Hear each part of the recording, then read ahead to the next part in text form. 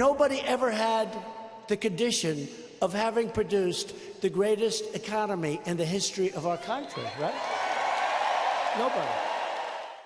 President Trump confident in the booming economy and that it will help convince voters to vote Republican in 2018 and perhaps in 2020 as well. But his predecessor, President Obama, was quick to jump back into the fray this week and say, not so fast. When you hear all this talk about economic miracles right now, remember who started it. Remember who started it. Remember who started it, said President Obama. Here now, Lara Trump, campaign advisor to President Trump and also his daughter-in-law, Laura. Good to have you here. I know you've been campaigning hard in Michigan today, but President Obama, former President Obama, very much back on the scene, and he's trying to convince everybody that this economy is something really that he started.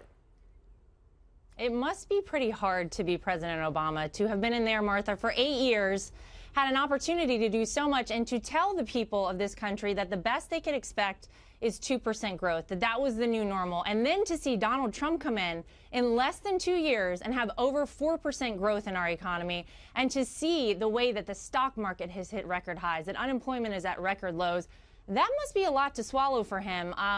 It's pretty funny to see him try and take credit, since they always try and distance themselves, Democrats, so much from Republicans and this president.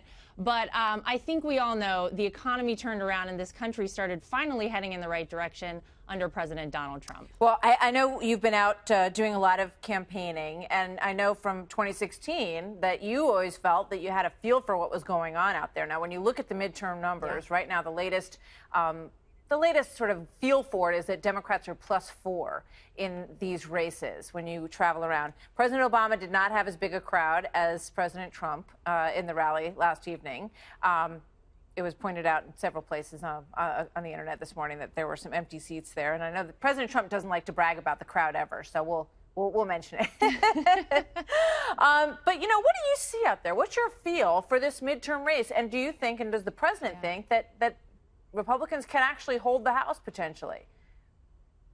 Well, you're exactly right. I had a feel for the country in 2016, and it was very different, by the way, than what all of the mainstream media was reporting. All of the people that gave the president a 1% chance of actually winning the election.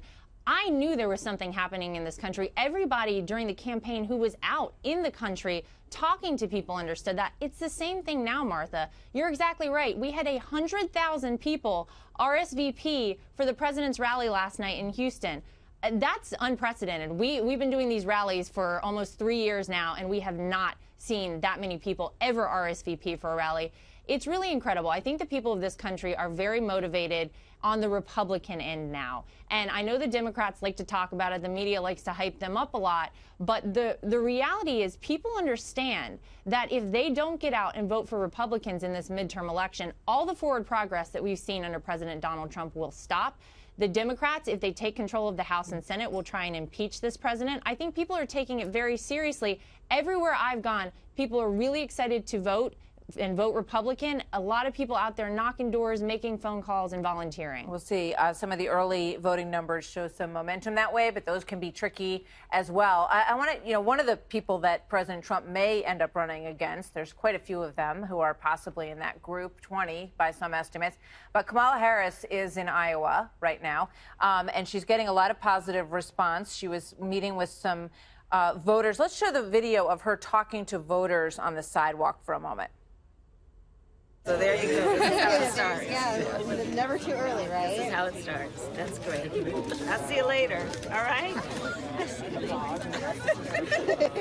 That's the obligatory, campaigner with baby video. But here's the reporter who was covering it for CNN. Watch this.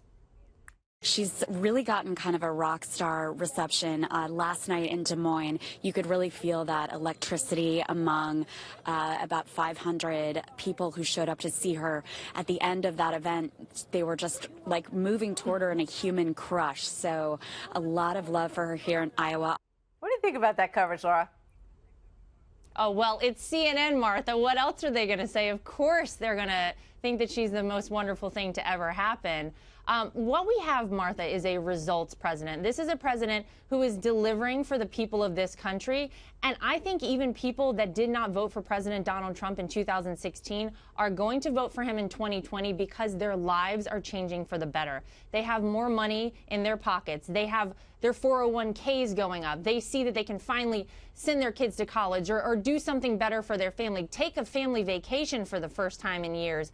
This is what people in this country want to feel. They want to know that this country is safer. Under President Donald Trump, all of that is true. And I would love to know who is going to run on the Democrat end in 2020, but I think it's going to be incredibly hard to defeat President Donald Trump. Well, I know your campaign's brought in $100 million at this point, so there's a lot of enthusiasm, and it's going to be fascinating to watch all of it. Lara, thank you very much. Good to see you tonight.